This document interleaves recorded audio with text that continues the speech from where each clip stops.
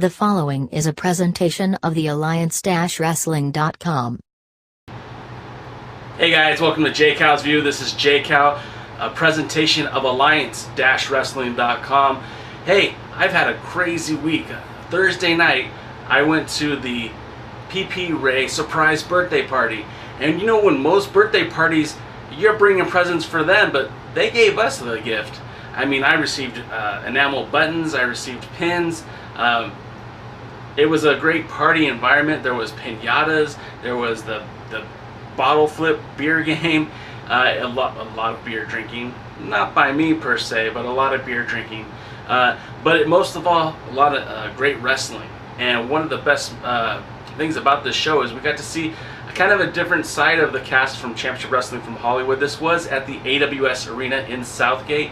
It wasn't a Championship Wrestling from Hollywood show, but it did feature a lot of the talents from the CWFH and also from the United Wrestling Network. We got a Combat Zone Championship match. We got a Hollywood Heritage Championship match. So there was a lot of moving pieces for this event, and it was a blast, to be honest. The show started off with Adrian Quest and Andy Brown taking on Howdy Price's Los Rancheros. Los Rancheros kind of reminds me of early 90s Doom. Two dudes who don't talk, they just get in the ring and they just bust butt. They just beat the crap out of people. And then you've got Adrian Quest and you've got Andy Brown, who are kind of real dynamic. I mean, they fly through the ring, a lot of high impact wrestling. So it was kind of like the Bruisers versus the High Flyers, and it worked very well. I mean, the MVP of the match, though, was probably Howdy Price's Dan Severn t-shirt, because, I mean, good lord, the beast is amazing, and in t-shirt form might even be better. But great night of wrestling, though. These two teams had a lot of high impact moves, a lot of fun, great way to open up the card. The next matchup was the CZW World Heavyweight Championship match. Now, the CZW title hasn't really had a presence in Southern California. It was here when Drew Gulak was world champion. He brought the title at the Wrestling Cares Association event, but it was just showcasing the belt. He didn't have a championship match. It's now been at the Coastline Clash for Championship Wrestling from Hollywood at their last TV tapings, and again it was at this show. My first thoughts on MJF is, first of all, he looks a lot more like Colt Cabana than you think. Secondly, the guy can work. I think he's a really good wrestler, and pairing him in a match with Tyler Bateman was, well, it was smart booking for one, because both these guys, they do the subtle little things, just the little tiny things that make a good match a great match. Of course, MJF walked away as the champion, but the goddamn man Tyler Bateman certainly gave him everything in that match, and that's one that I can't wait to perhaps maybe see again, maybe this time in New Jersey. Bateman is one of the best wrestlers in Southern California. I've had the opportunity to hand him awards myself, so it was really cool to see him get one of these high-profile matches. And hopefully, if this show, which was taped, if it makes it out on a video release or on some sort of streaming service, it would be great to see that match. And hopefully, Bateman gets a lot more eyeballs focusing on him, because again, he's one of the most underrated talents in wrestling today. As I take a pause here and look at the next match that was on the event. MJF did have a great line, because in the audience was a former WCW World Heavyweight Champion and an actor, a celebrity, David Arquette. MJF said, "Hey, I'm not here to have a party, and I'm not here for some C-list celebrity. I'm here to wrestle." And a great clapback that David Arquette had was, "Hey buddy, anybody can be a champion," which is perfect, because David Arquette, who is anybody, was a champion.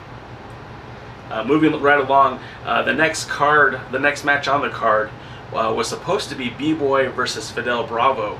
However, Bravo brought his hired muscles, Mr. Pinks, to the match, and essentially Mr. Pinks wouldn't let B-Boy wrestle Fidel.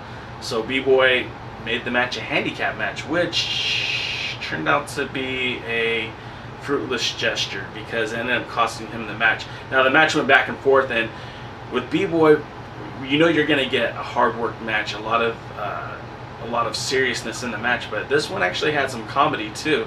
A lot of silliness taking place between Pinks and Fidel and B-Boy, but at the end of the day, it was just too much muscle power against B-Boy for B-Boy to overcome. Next up was the pinata, and PP Ray got a pinata up in the ring, and folks were taking whacks at it, and Hot Young Briley came out, interrupted the show, said, "Wait a minute, he wanted the party to be about him. However, I don't think it was his birthday, so I don't know what he was talking about." But this was the segue to the Attitude Era hardcore match, complete with a trash can filled with stop signs, kendo sticks, cookie pan sheets, and then of course Head, Al Snow's famous confidant. Oh, and a moppy. They had a little bit of everything. A table was involved in the match. The table went boom.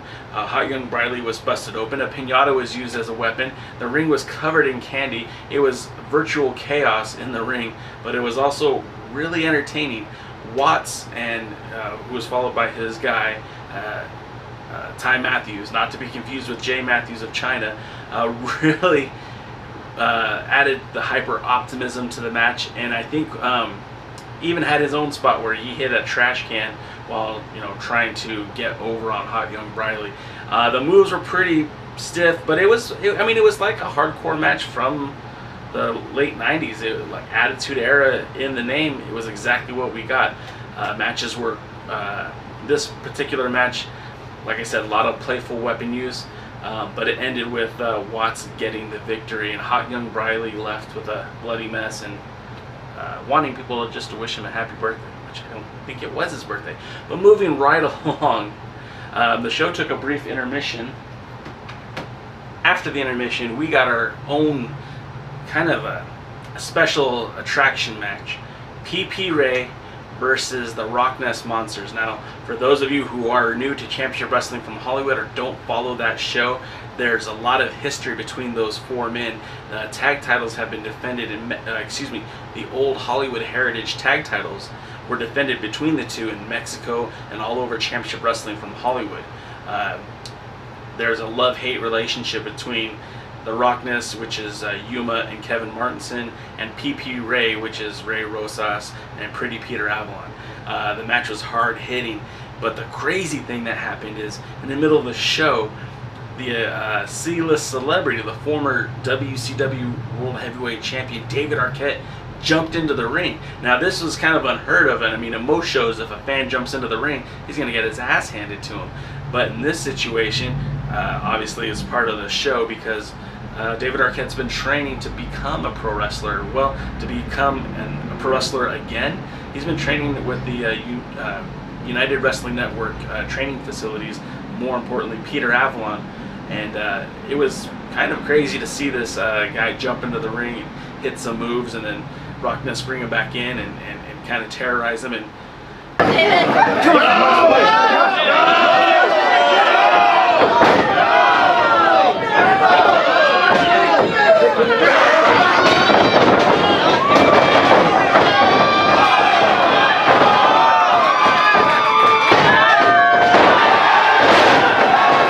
anyways, this thing kind of picked up some news.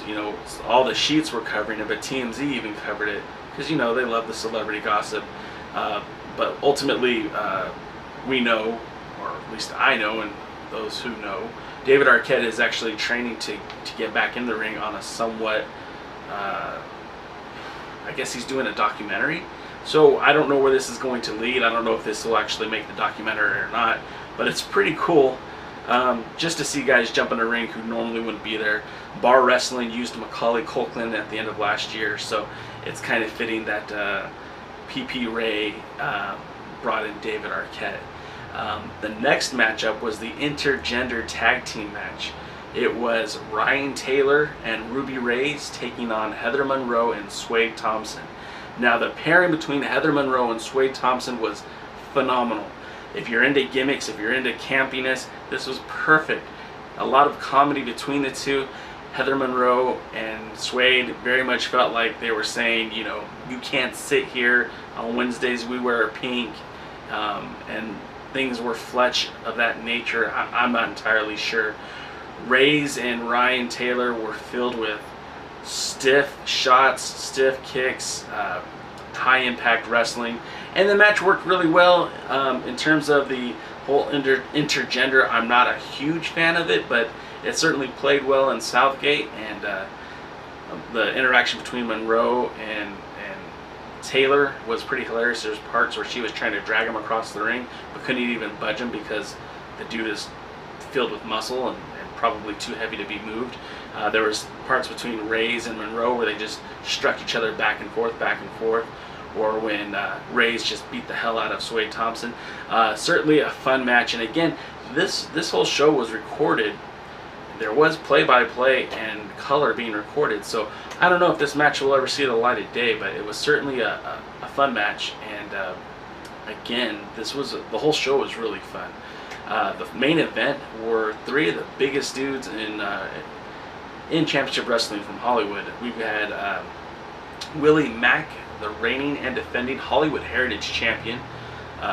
You know, he had been trying to get that title for years and finally won the title by defeating Big Bad Tito, Bad Dude Tito, in some nefarious ways. And then Brian Cage, who is probably the hottest commodity in pro wrestling today. I mean, the guy's wrestling in Noah in Japan. He's wrestling in AAA in Mexico. He's wrestling on TV for Lucha Underground. He's wrestling on TV for Impact Wrestling. And the guy is just jacked. I know he's got a tour of Australia soon, and he's one of the just overall biggest dudes in wrestling. I'm sure the guy can bench press a Chevy pickup truck. The match went great, back and forth, hard hitting action, high impact moves. Ultimately, Willie Mack wins the match, retains the title, and sends Bad Dude Tito and Brian Cage to the back. So overall, the show was great, and if you guys missed it, you done messed up, because I don't know if there's going to be another one. But between you and me, I think this was kind of a test for the United Wrestling Network to see if they're going to start doing more live events similar to this show. We know they've done some in the past, so we'll see if they do plan to do any more in the future. I do want to make a note that I was going to go to Bumps and Bruises this weekend, but my family surprised me with tickets to go to the WWE event at the Anaheim Honda Center. So that's what I'll be doing on Sunday. So look for a video, look for a podcast next week. We'll be talking about where I am Sunday, and then also really excited about the NXT event coming to my hometown, Riverside, coming to the Inland Empire, and that'll be real fun. I'll be doing that next month. So thanks again, you guys, for listening. This podcast is made available on Anchor. Anchor.fm/J-Cow. You could also look for the J Cow's View on Apple iTunes, Google Play, on the podcasting section. We're also available in a bunch of other places, wherever you download your podcast, which is pretty cool. Thank you again for your support, and tune in soon. Also, tomorrow night with Dog Pro Wrestling, we'll be doing a podcast on Blog Talk Radio /Alliance Wrestling. Make sure you tune into that. And guys, thanks again for your listening-ship. If it wasn't for your patronage, this wouldn't happen. So from all the guys at Alliance-Wrestling.com, I say thank you and see you at the matches.